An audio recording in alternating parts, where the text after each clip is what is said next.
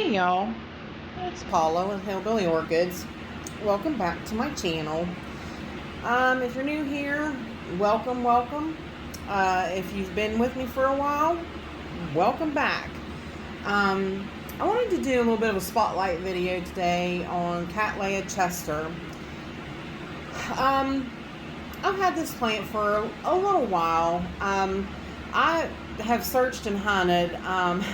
It took me a long time to find this plant. I actually, it's been probably a couple years ago now, probably 2-3 years ago now.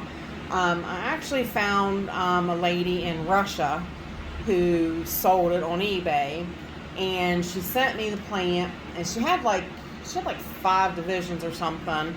I think I must have bought like every division, because every time it got to me, by the time it got to me, it was just shriveled up, dead, just would not make it, and there was just nothing I could do to get it to pull through. So I had actually found that Gold Country Orchids had this Cattleya Chester Arai. Is that how you say it? I'll put it up on the screen so you can see. You can make your own ideas on whether or not I'm pronouncing it right, because I really don't know. But I wanted to do the flower is getting ready to go over, sadly. She's starting to fade a little bit, but still just as beautiful as could be. Just tiny though. I tell you, I'm like a super fan of Cattleya orchids. I'm really loving, the standards, but I tell you what, there's just some minis that you just can't deny. I mean, that's just absolutely phenomenal. Doesn't have a scent, at least mine doesn't. I'm not sure whether they're supposed to have or not, but basically the actual Cattleya Chester was a hybrid originated by L. Warner in 1985. It's a cross between, the actual Chester was a cross between Cattleya Beaufort crossed with Cattleya coccinea. Now, if you read the thing, and it goes on to say that the registrant was L. Warner, the originator, in the year of 1985 is when they actually came out with that. But it says that the species composition is the Cattleya coccinea is 75% by the Cattleya luteola by 25%. So I don't know, I'm just reading you what Google says. Not really what, I mean, it can be important to some people if, some people like to know that kind of thing, but basically, too, it also says that another, what's the word I'm looking for? Another name that it's, goes by, or another accepted name. That's what I'm looking for. Another accepted name is Cattleya, which is SC for, so for Cattleya Chester. So that's also another accepted name. It says the most awarded recent cultivars was Cattleya Chester Arai, and that was in 2017. There's also a Cattleya Chester Sweet Orange in 2009, and a Cattleya Chester Ichiban in 1995, and then a Cattleya Chester Lee in 1993. So they've been around a little while, obviously.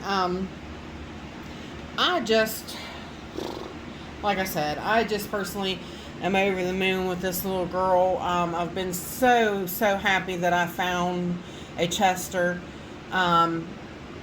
I mean, like I said, you just can't beat how beautiful it is. And basically, in my environment, she does superb. She does very well. She likes it warm. I might, when I change her back I might make her a little less husk, because I did do a little, I did probably 50-50 mix on her of the treated husk and bark mix. And I do, like I said, I have been also adding charcoal and perlite, which this one does not have. So I will, when I repot her this coming time, I will definitely change up her media a little bit. But she's really doing pretty well for me. She likes it warm. This, of course, is this is her newest growth here, and you see she's definitely putting out some new roots. But the older part of it's just not doing that well right now. And it may be because I have it a little too moist with the husk. That's what I want to try to figure out and see if maybe but the front part of the plant is doing well. The new growths look really well. They look really healthy. They're not wrinkled or lacking in any way. So so far I think I'm not too awful worried that the older part of her her older parts are dying. And she doesn't take up much space at all. Obviously, she's tiny. Look at that beautiful lip. You just can't really, for a mini, she's just gorgeous. But like I said, she definitely loves it warm. She definitely loves the humidity. She likes, she gets watered once a week with my standard Jack's 2-part system mix. And she does quite well with it. I actually thought, she is. See, she's putting out 2 new growths this year. So she's got that one and this one. The Jack's 2-part system 2-part fertilizer system really brings out the best in your plants. It really does. Like I said, for the most part, she was only doing 1 growth, but she was still catching up. Like I said, I haven't really had her all that long. I'm not sure. I don't think that is the date. It says 4/22/21. I think that's the last time I potted her. I don't think that was when I got her. I'm not sure. I'll have to check back and see, and I might insert it in there just to let you guys know exactly how long I've had her. So I should be able to look back at my records and see. I'm thinking it's right around 2. I'm thinking right around 2 years old, but maybe not. Maybe I could be wrong. Maybe I did get her in 4/22/21, which that, like I said, that wasn't that long ago, so I don't think so. That's had to be when I potted her last.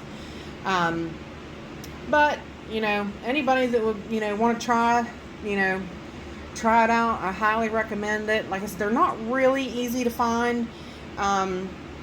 A lot of the older breeds of Chesters are not easy to come by. Like I said, this one here was the first one, other than the one, like I said, I told you I saw in Russia. Those were the first ones I've seen in my whole orchid growing time.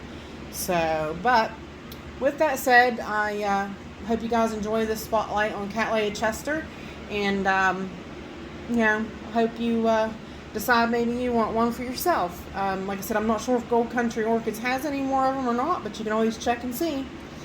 But with that said, bye for now, y'all. Till we meet again.